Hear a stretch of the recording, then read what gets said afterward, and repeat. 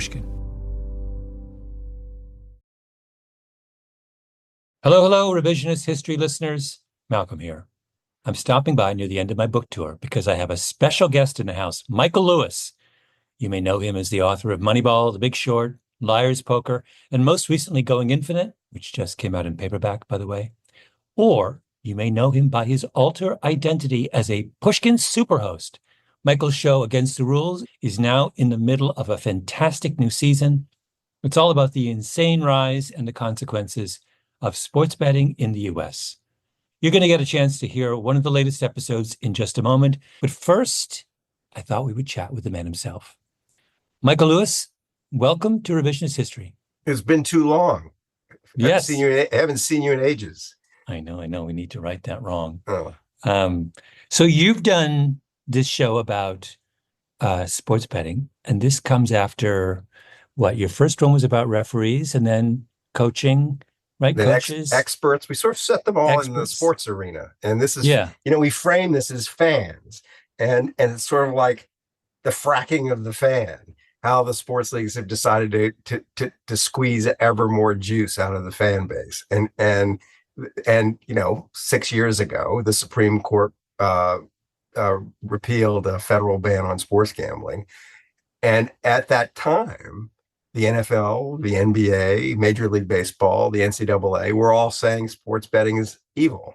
That it's just like it will destroy the integrity of sports, et cetera, et cetera. And there's long been this taboo in the sports world about gambling. I mean, not even gambling on your own sport. If you caught sports gambling, people have been tossed out of sports. And they flipped on a dime and essentially went into business with the sports gambling industry, and particularly FanDuel and DraftKings, the two sort of big companies at the center of this world. And there's this kind of sports gambling industrial complex that has arisen in the last few years. And it's really interesting. It's like, so the past seasons, I've loved doing the podcast. You are responsible for me doing the podcast. So, you kind of talked me into this. Yeah. And I love that. I love the way it works, kind of different muscles. And when you're writing these scripts, it's a different thing than writing the books. And I like it for all kinds of reasons. But up till now, we've taken themes. This season is 7 episodes, and it's variations on a theme, but it isn't one story. And in this case, this could be a book. It's like almost plotted like a book. And it's about this vast social experiment that's going on that's largely invisible because the consequences are sort of, you don't see it in the way you see, I don't know, opioid addiction or alcohol addiction. You're seeing this thing that historically regarded as a vice, understood to be kind of risky behavior, being foisted upon the American people, especially young American males, in a way that would have been unthinkable a decade ago. And it's sort of like how this is happening, how the industry works, what the economics of the industry are, where this is going, and the effects it's having on, we're talking to everybody from athletes to high school students who are creating sports gambling rings in their high school, and like ultimately how to defend yourself because the industry's coming for you or your children. It's sort of finely calibrated to exploit all of your mental weaknesses, finally calibrated to get you to do the stupidest things you could possibly do in a casino. I'm just curious about how you settled on this particular topic. When was sports gambling when did it start buzzing around your head? Well, to be completely honest, it was buzzing around my head because you can't avoid it, right? Even in California, sports gambling is still illegal. It's legal in 39 states. California is not one of them. Soon will be one of them, probably. But even in spite of that, living in California 4 years ago, I started getting bombarded with ads from DraftKings and FanDuel telling me to bet on sports. And the commentary around sports had completely changed. So it caught my attention then, but it was our brilliant producers who came and said, what do you think about this as a subject? And it instantly went, yes, like, yes, that it just hasn't quite been done. Sometimes the best stories are things that no one ever thought about. Some of the best stories is just like what's under your nose that no one's really noticed. And hiding in plain sight. Hiding in plain sight. The more we dug into it, the more shocking it was, just how predatory it is, just how as a business, FanDuel and DraftKings, the two companies at the center of the industry, they're framed in the public mind as always just fun, it's gaming or whatever. It's or maybe like a casino. It's not at all like a casino. These are businesses that really haven't ever existed before. It's casinos with unbelievable amounts of data about the gamblers and incredible ability to nudge the gamblers into ever and ever stupider things. And it's in your pocket. It was a combination of that kind of dragged me into it. And it was also just like the whole sports gambling as an activity is more interesting to me than casino gambling or even blackjack. We spend some time with sports gamblers, the very best sports gamblers who beat the house. And they're doing stuff very like what the Oakland A's front office did back in the late 90s and early 2000s, where they're doing a fresh analysis of the sports to glean fresh insights that the market, is sort of oblivious to, so that they get an edge. And that's interesting to me. It's like, at the same time, the corporate side of it is kind of dark and gross. The gambling side of it is kind of fun and interesting for the people who know what they're doing. I've been struck by how much the sports gambling has infected our world, podcasting. I mean, sports podcasts have turned into sports gambling podcasts. You got it. I mean, I spend many, many hours of my life listening to Bill Simmons, but it's like he mentions FanDuel in every second paragraph. They've rained so much money on media that there's just not much blowback. There's a huge financial disincentive to doing the story. Like, first question your business people ask me is, can we take FanDuel and DraftKings money? And very much not in your spirit, I said no. I know what do you mean? Very much not in my spirit. Because you were so because you were so good at plowing right through the ordinary ethical objections and getting to that and getting to the cash. It's so true. It's so true. Is it not true? We got mouths to feed here at Pushkin. Yeah, you do. You're a responsible parent and you're generating the income for the family. But I'm kind of I'm a wingnut off to the side of your operation. And I just said, no, it's pretty clear that we've got to be completely free of the taint of their money. These two companies in the last 5 years have spent something like $2 billion each on marketing. And a lot of it ends up in the pockets of sports parties. Yes. $2 billion. $2 billion. Yes. That's like General Motors level. We had someone who I think is a trusted source tell us that they're the biggest advertisers in America. They're bigger than the beer companies. They're bigger than the car companies. And that isn't actually surprising to anybody who watches sports. It's like every other ad is an ad for gambling. And beyond that, like the announcers, not just Bill Simmons, the announcers during the games are framing all their commentary around their bets. And their bets that they make are encouraging or sort of suggesting to the audience they might make too, are precisely the stupidest bets you can make and the bets that maximize the profits of the companies. Like it's long shot bets, it's parlay bets. Parlays, yes. And what it's taking advantage of, and we haven't quite got to this. I don't want to burn the season on your podcast, but the human mind makes all kinds of mistakes when it's placed in conditions of uncertainty. And one routine mistake it makes is that when it's given long odds, it starts to cease to make distinctions. So if someone offers you 40 to 1 odds on some parlay bet or 20 to 1 odds, you think, wow, I get $20 for every one I put up. And you don't stop to realize that actually the true odds are something like 100 to 1. You mean because you're betting on a series of long shots and you have to multiply out the odds to get the right. Yes, people don't do exponentials very well. And the mind gets sloppy when you're starting to present people with long shot bets. That's why people play the lottery.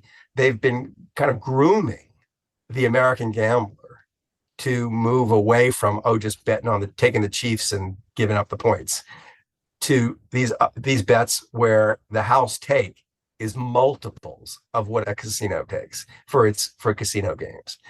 As a result, the two companies, they're both listed companies. Well, DraftKings is listed as DraftKings, and FanDuel is owned by its holding company called Flutter.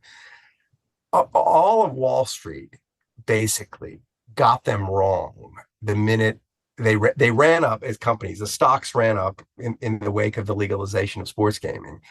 And everybody came up and said, oh, they're inflated, short them.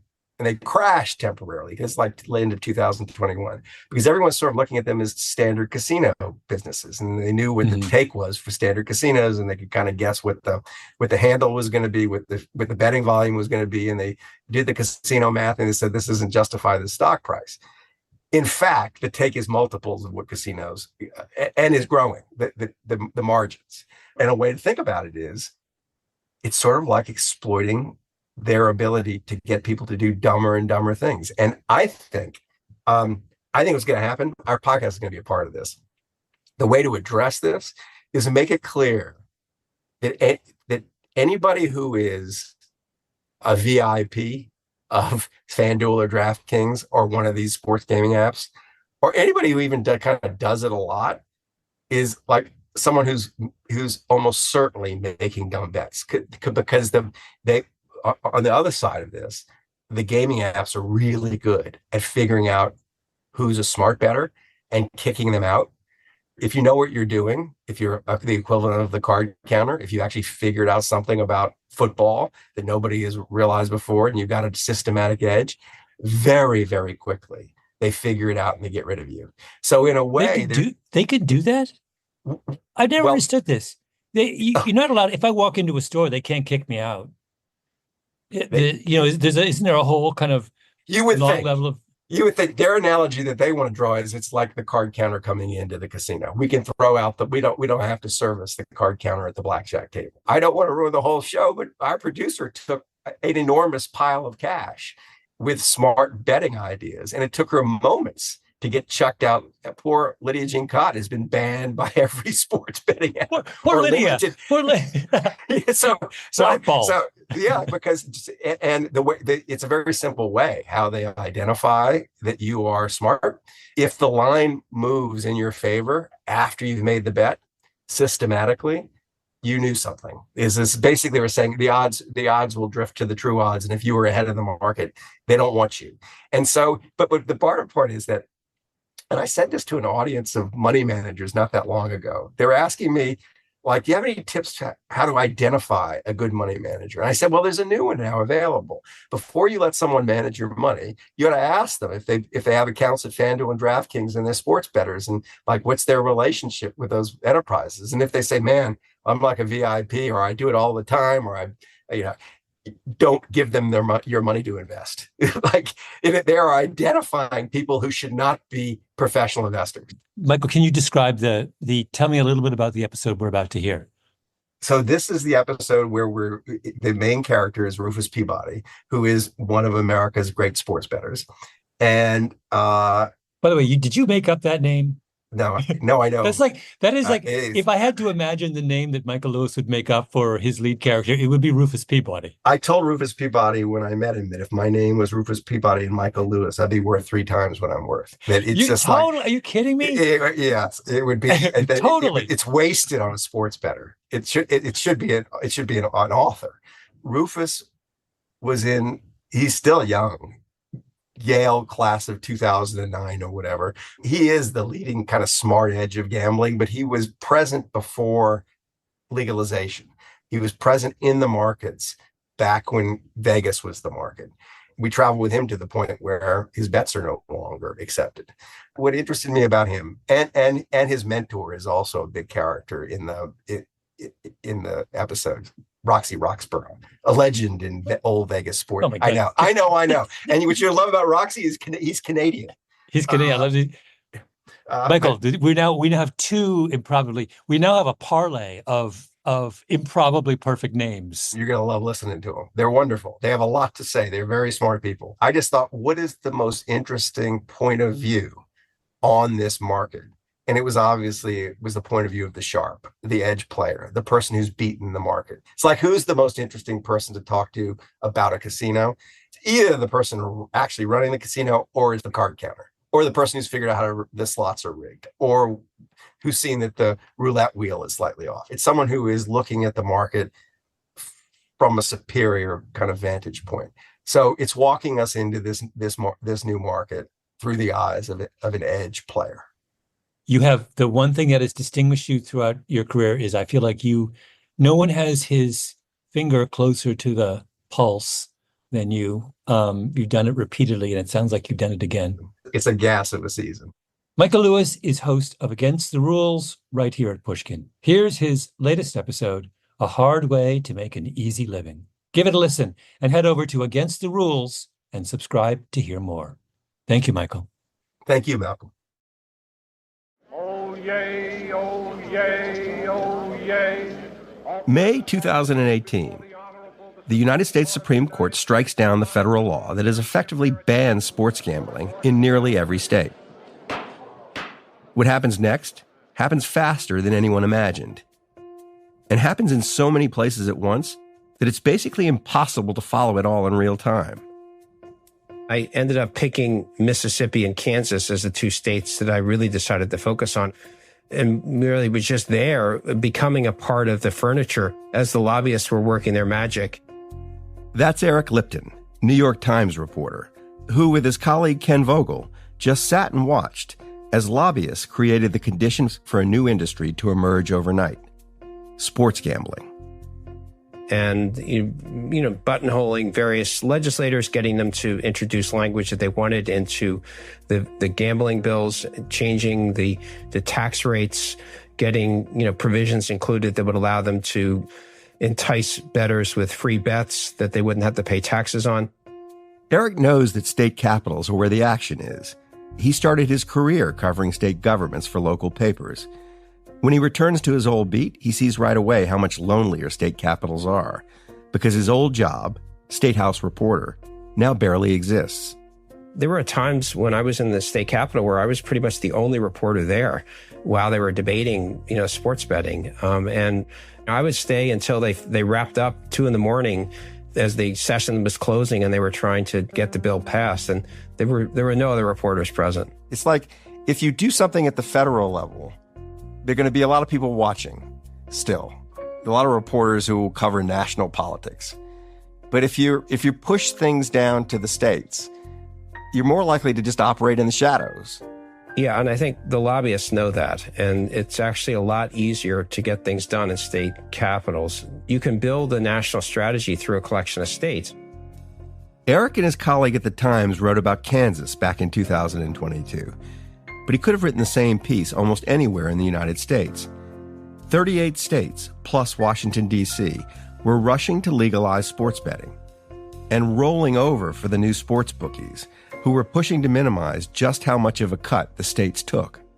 They cut the tax rate almost in half. They gave them the ability to give out free bets as a promotion to sign people up and not have to pay taxes on that. So essentially the state becomes a loss leader, a promoter of getting people into gambling by giving them tax-free promotions. And without a whole lot of pushback from anyone. Oftentimes the legislators weren't even aware that they were passing these things, or it was given to them at the last minute just before they were asked to vote on it, and they weren't even fully informed as to what they were voting on. Overnight, the states have gone from the bookie's cop to the bookie's partner. So have all the pro sports leagues, the NFL, the NBA, and Major League Baseball. The entire sports industrial complex now has a stake in the revenues that flow into sports gambling companies like DraftKings and FanDuel. There's now a vast new machine with one clear purpose: to maximize those revenues by maximizing the number of bets that Americans make on sports. A sports equinox is coming for sports. One day, one contest that's free to play. FanDuel Sports Equinox free play contest. It's as if when Prohibition ended, there were these two massive liquor companies sitting there with databases on individual Americans and their taste for alcohol. And the government ordered them to go wave a glass of whiskey under the nose of every alcoholic to persuade as many as possible to start drinking again. Of course, there are some restraints, some rules. No state has allowed small children to gamble on sports. 8 have declined to allow people to gamble on their phones. And the taxes that the new industry pays varies a lot from state to state. New York takes 51% of all sportsbook revenues. Indiana takes only 9.5%. In 2017, the year before the Supreme Court struck down a federal law against sports betting, legal sports bookies in the United States generated roughly $300 million in revenues. In 2023, they took in $11 billion. In 2017, Americans made roughly $5 billion in legal sports bets. Last year, they laid down more than $120 billion. The numbers are crazy. The consequences are even more so, and we'll be exploring them for the rest of the season. Take your shot at more than $270,000 in payouts. That's a lot of money. I'm Michael Lewis, and this is Against the Rules, a show where we look at specific roles in American life and how they're changing. The fan's role's changing because a powerful new machine has sprung up to encourage the fan to gamble on sports. Sports gambling's never been just a simple and straightforward marketplace. It's more like a jungle. And DraftKings and FanDuel are like this invasive species that's been dropped into it by accident. They've disrupted the food chain and overrun the habitat because they feed so efficiently on fan emotion. And fan emotion is the jungle's greatest food source. But they're also vulnerable to a creature that feeds on them.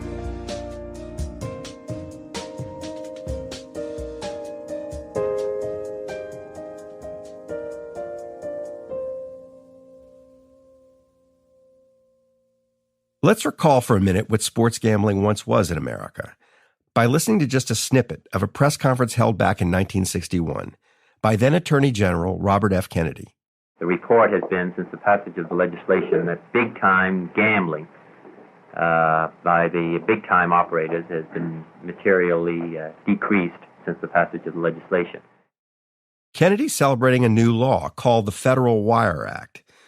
The point of the law was to cut the legs from under the mafia by shutting down its sports gambling operations, by giving the federal government the power to arrest and prosecute anyone who booked a sports bet over any phone or telegraph wire that crossed state lines.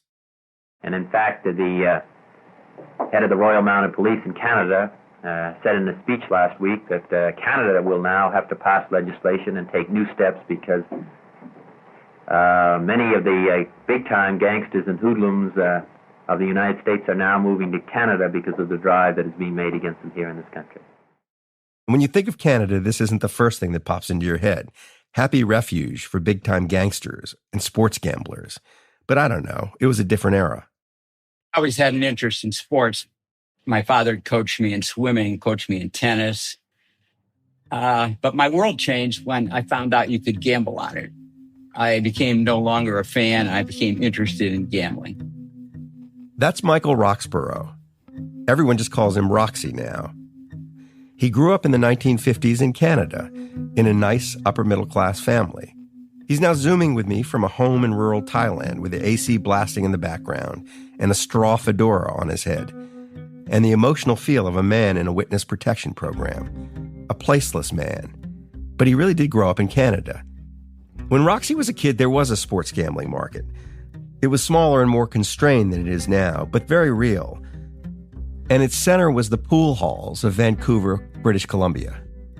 If you envision in the movie The Hustler, if you take a look at the pool rooms of that day, those were the pool rooms of my day.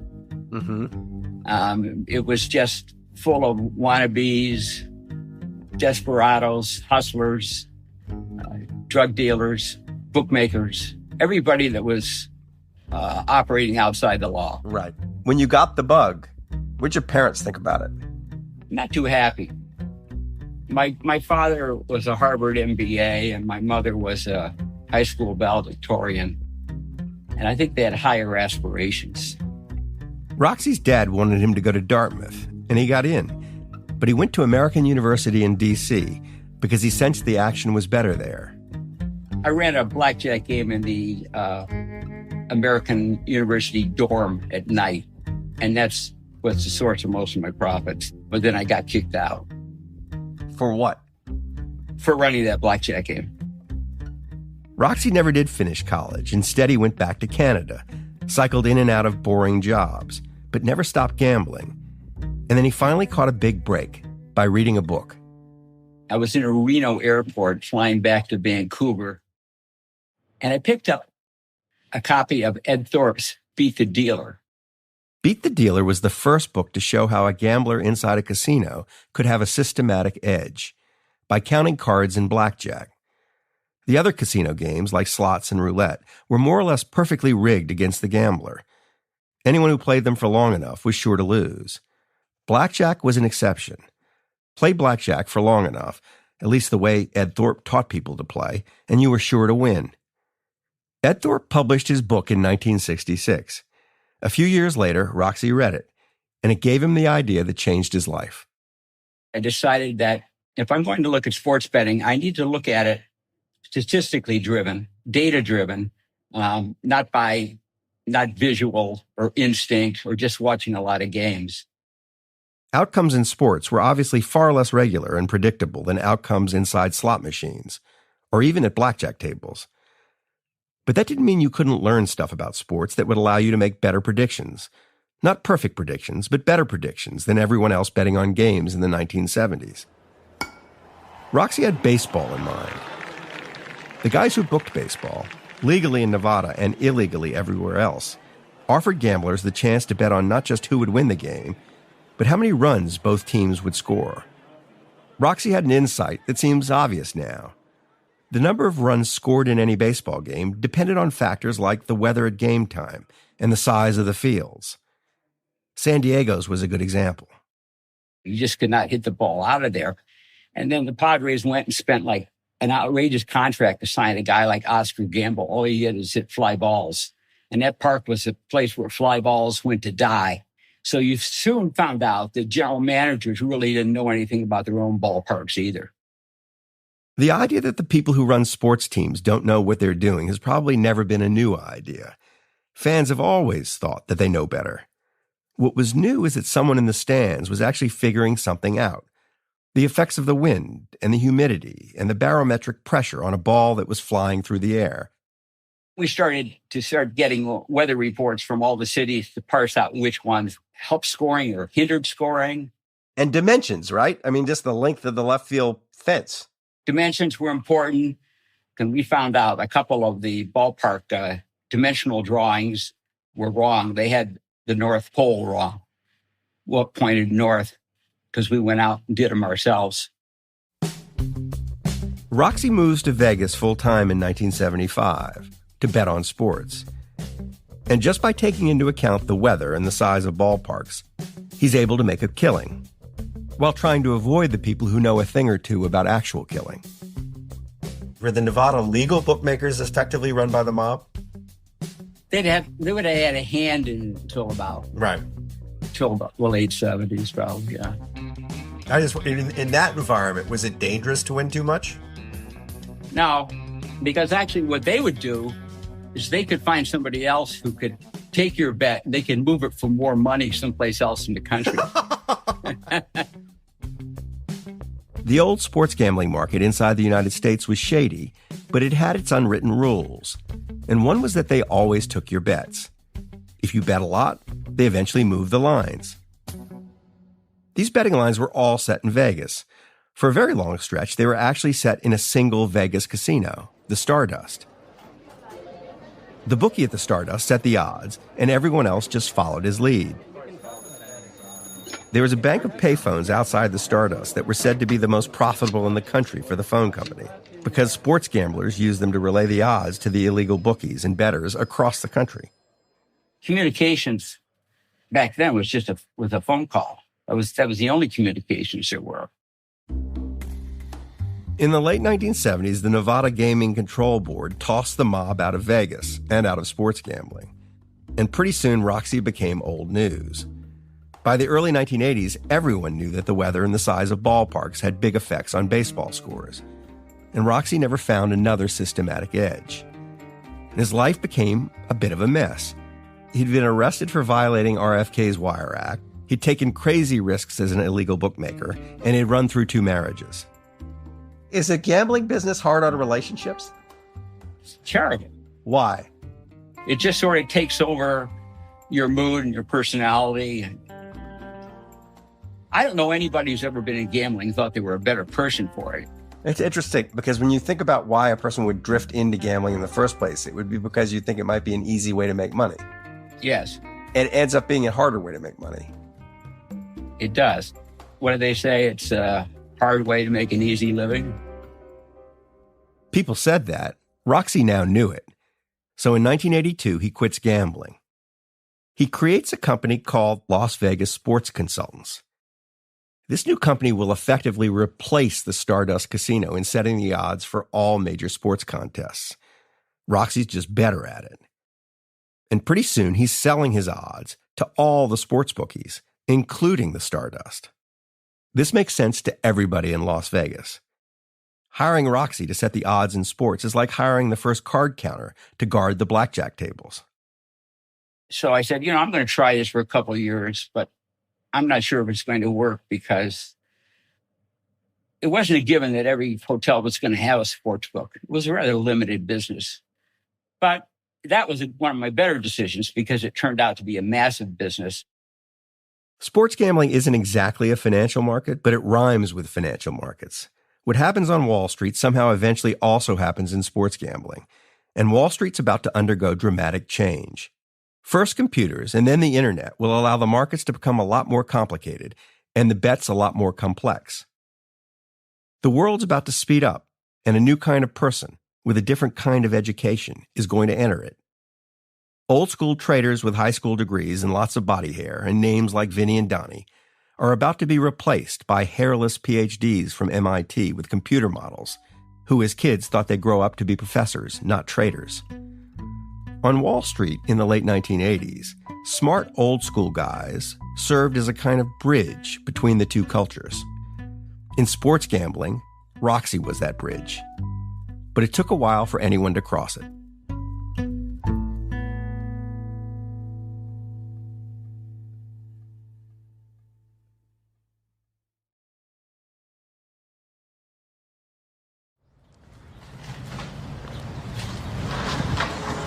We're here to see Rufus Peabody.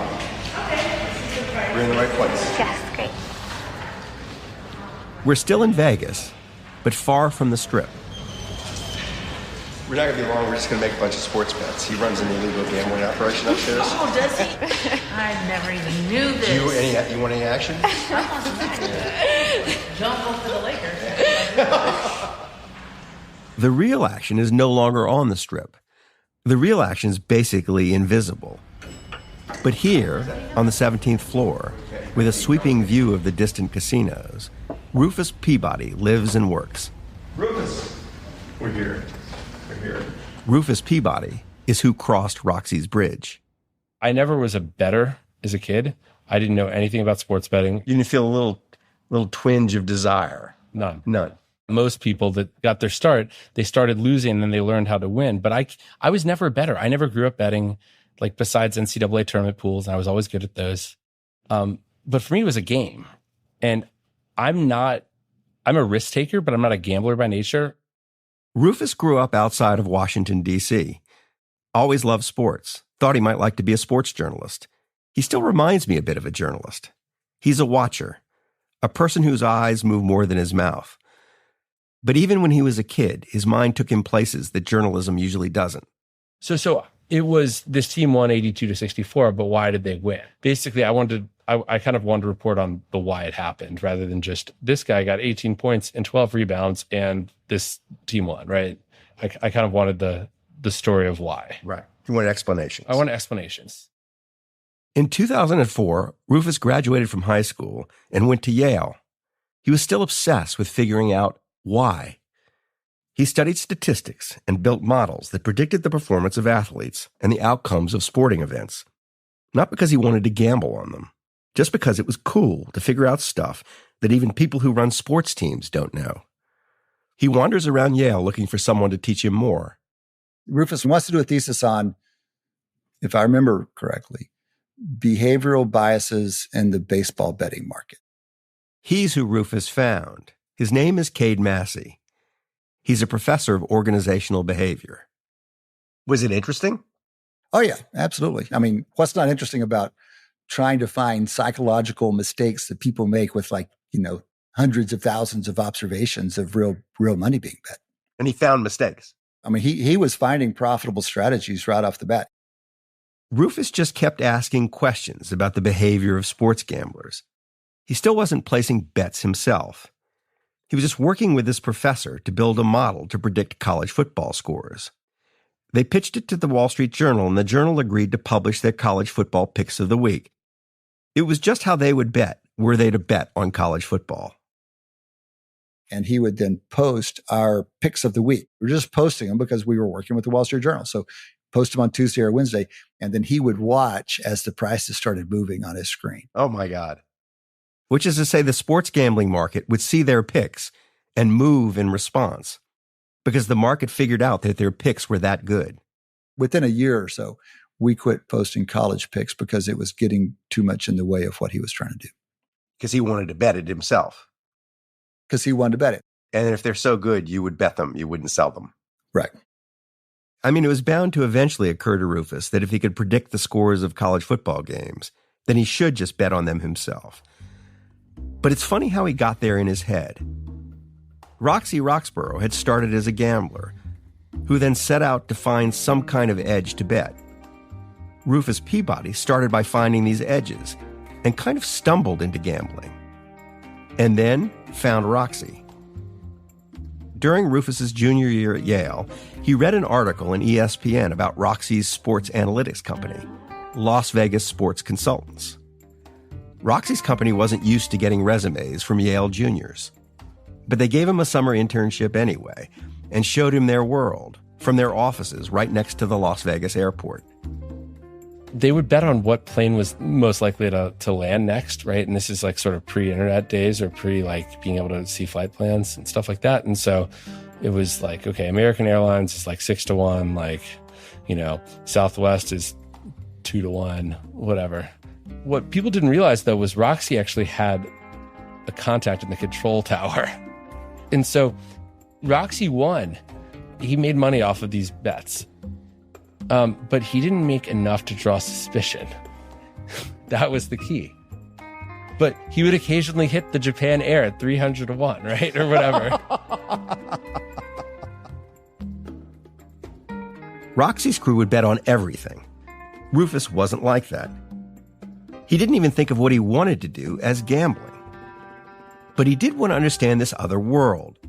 This world where people bet on anything that moved. They shared the building with American Wagering, so with Leroy's, which was a sort of third-party sportsbook operator. Leroy's didn't have a casino, but they were in casinos like Hooters or terrible Herbst, right? Hooters has a casino? Yeah, Hooters Casino. It's on the Strip. It's right Tropicana, basically. All right. Yeah. So I meet the head trader there. Right.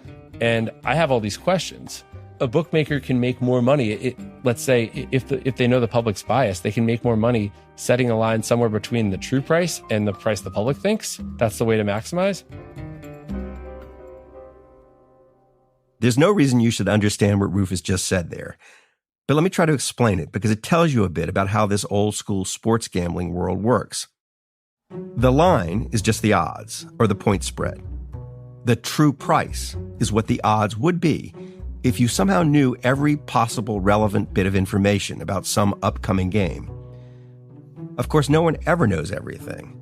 So there is in reality never a perfect true price, just some number that the smartest and best informed bettors agree on. Say they agree that the Packers should be 8-point favorites over the Cowboys. But most of the gamblers are Cowboys fans, and the Cowboys fans think the Cowboys are only 3-point underdogs. Rufus was asking the bookie if he thought he could entice the public to make more stupid bets if he set the line not at the true price of 8 points, but at, say, 5 points. Because Cowboys fans will think the Cowboys are better than they actually are and bet even more. I said, theoretically, you can make more money setting a line somewhere between the true price and where the public thinks the price is. And he says, theory? In theory, a dick don't fit in an asshole.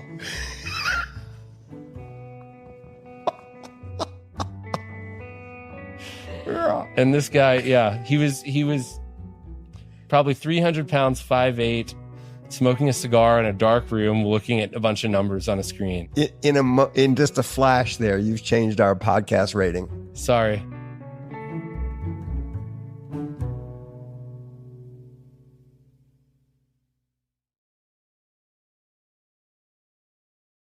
Rufus Peabody, recently of Yale, is no one's idea of a hustler. He's too sweet-natured and even-tempered, and way too open to telling other people about the stuff he's learned. He finishes up at Yale and moves back to Vegas to work full-time at Las Vegas Sports Consultants. But now Rufus thinks he might have an edge, and people in and around Roxy's firm think that maybe he's right. The Super Bowl was my first big break, Super Bowl 2009. Okay. I had made a friend with a professional sports bettor, a guy that bet baseball. And he loaned me $10,000 to bet. I had my own $10,000 to $12,000. My boss, Kenny, unbeknownst to everybody else, invested $40,000 in me and gave me a 20% free roll on it. Meaning that if it wins, you take 20% of the profits, but you suffered none of the losses. Correct. And so I ended up with close to $60,000 bet on the Super Bowl. And so I basically was pretty leveraged. Yeah. And I remember being like, if this game doesn't work out, I gave it a shot. All right. And what is causing you to have such conviction about a game? Oh, nothing. It wasn't conviction about the game. It was betting the props. The props, short for proposition bets. Not on the whole game, but pieces of the game. The standard story, which is almost certainly not true, was that the prop bet was invented for the 1986 Super Bowl between the Chicago Bears and the New England Patriots. The Bears were such heavy favorites that Vegas had trouble ginning up interest in the game. So a Vegas bookie created a side bet. The odds that a Bears defensive tackle named William the Refrigerator Perry would score a touchdown. It was a long shot bet, and the betting public loved it, and Vegas bookies lost a fortune when the fridge did indeed score. But back to Rufus, and forward to the Super Bowl of 2009. The Pittsburgh Steelers played the Arizona Cardinals. Rufus wasn't betting the whole game, but pieces of the game. His pro football model spits out odds for all this weird stuff that Vegas bookies are now offering bets on. The odds that Steelers running back Gary Russell will score the game's first touchdown, for example. Rufus has vast troves of data to mine. He can do stuff with it that Roxy would never imagine. He could do stuff that even the people who run the Pittsburgh Steelers would never imagine doing. I mean, even Gary Russell likely has no idea that you can calculate the odds that he will score the game's first touchdown. But Rufus can. His model puts those odds much higher than the bookie's odds. So in Rufus's mind, it's a great bet. He makes dozens of similar bets. Bets where his model tells him that the bookies are giving him better odds than they should. I still remember going, it was like Harrah's, Caesars, the Rio. I ended up getting down like $200 at a time, like $5,000 positions on a few things like that were really good. And so I was diversified. Within the game. Yeah. Within the game. I wasn't betting on the outcome of the game, but I still to this day have never watched that game. I was too nervous. How did you experience the game if you didn't watch it? I went to this little par 3 course that's open at night, right south of the airport. And I played the par 3 course twice until I felt like the game would definitely be over. And then I went grocery shopping, and I didn't have this is pre-smartphone. I went grocery shopping, and then I went home and cooked myself dinner. Huh. And then and only then did I open my computer and check and see how the game went. And were you just going through your prop bets, seeing what happened? First, I looked at the box score, and I saw the first score was Gary Russell 1-yard touchdown run. I was like, right. And it turned out out of like $56,000 bet, like I profited like $23,000 on it. Rufus figures out how much he's won. Then he physically retraces his steps to the many casinos that had taken his many bets, still driving an old Honda Civic. You had all these little tickets. You have to, you go cash them. Each one individually. Mm-hmm. So you must have had 100 tickets. Oh, yeah, probably. He just drives around Las Vegas, and the money piles up. And I remember having like $30,000 on that front seat and being like, oh my God, so much money. In cash. In cash. After that, lots of people in Vegas wanted to lend money to Rufus and take a cut of his bets. Rufus, for his part, was still sitting in his office in Las Vegas Sports Consultants. But pretty soon he was directing an army of people to lay bets in sports books across the city. Sports books that got their odds from Las Vegas Sports Consultants. Rufus was in effect betting against the lines created by Roxy's firm. Roxy himself had moved on at this point, but he watched what Rufus was doing, and he admired it. He came to Bouquet once, and I met him. Even after one lunch, I said, this guy's thinking at a higher level than other people. And I learned a lot from him, not because he was divulging his secrets, but he was just thinking at a higher level. To get his edge, Roxy had used weather reports. Rufus was using the spin rates on pitchers' curveballs. I try to drill things down to their root cause. It's kind of what you do when you write books. You try to figure out the person, what makes them tick, what's the story. I try to figure out why things happen in a baseball game or a golf tournament. What makes a player good? It's not just their score. Like, what are the things that are driving their score? Which of those are repeatable, which aren't? And right now, you have all this like computer vision and that type of data available now. And with a lot of these sports, I mean, we're now talking about bat speed, measuring bat speed and looking at like aging curves for bat speed. The whole point of Rufus is that he never lets emotion interfere with his process. But that doesn't mean he doesn't feel emotion. He does. He feels it for his process. We're using bat speed to then predict exit velocity. And we're using exit velocity to then predict like weighted on base average and basically whether a ball will be hit or not and what kind of damage it'll be if it is. And then, use that to predict wins. And how did it work?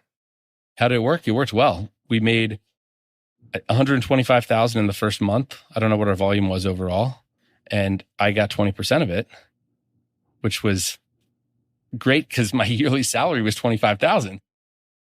Rufus had become the card counter at the blackjack table, only it was richer than that. He was generating new insight about why things happened in sports. A blackjack dealer knows where the card counter gets his edge. The sportsbookie couldn't really tell where Rufus was getting his, which made Rufus and what he was doing even more unsettling. And did the M at any point say, we're not taking your bets? The M Casino was one of Rufus's favorite sports books. No, their whole thing was, we're going to take all comers. We want a lot of volume. We think we're better than people. Then comes the Supreme Court decision of 2018.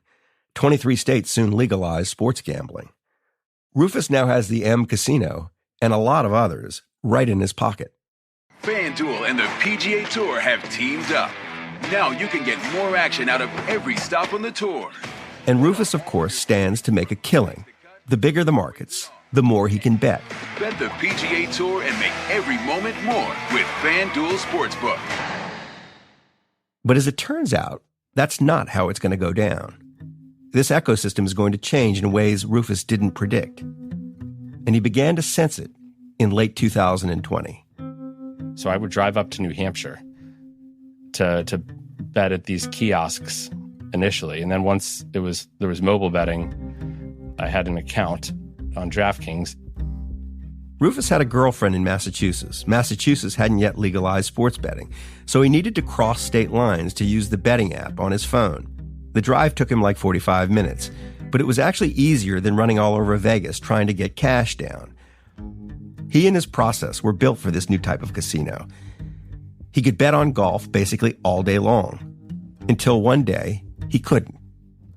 One week I lost $30,000.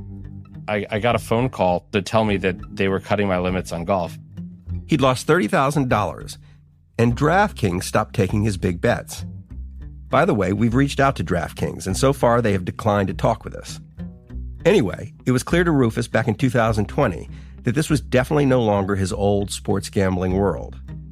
Because I had bet enough, it spurred them to actually go in and look at the stuff I'd been betting and how I'd been doing.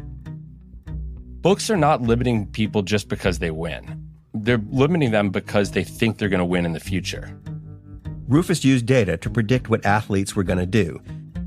DraftKings was using data to predict what Rufus would do.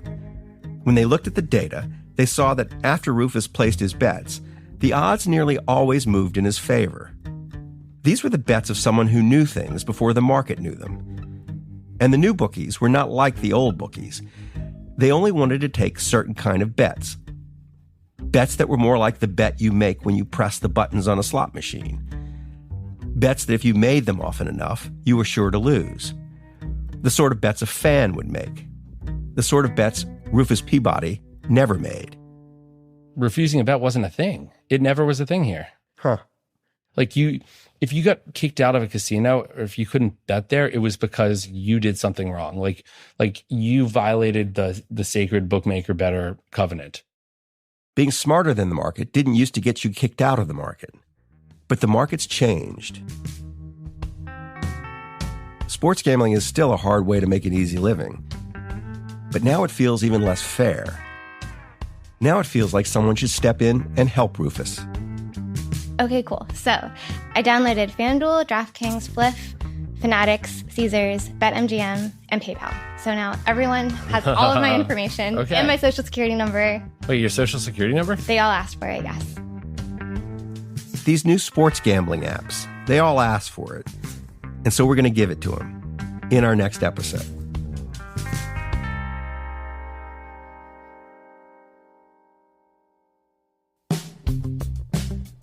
Against the Rules is written and hosted by me, Michael Lewis, and produced by Lydia Jean Cott, Catherine Girardeau, and Ariella Markowitz. Our editor is Julia Barton. Our engineer is Jake Gorski. Our music was composed by Matthias Bossi and John Evans of Stellwagen Symphonette. Our fact-checker is Lauren Vespoli. Against the Rules is a production of Pushkin Industries. To find more Pushkin podcasts, listen on the iHeartRadio app, Apple Podcasts, or wherever you listen to podcasts. And if you'd like to listen ad-free and learn about other exclusive offerings, don't forget to sign up for a Pushkin Plus subscription at pushkin.fm/plus or on our Apple show page.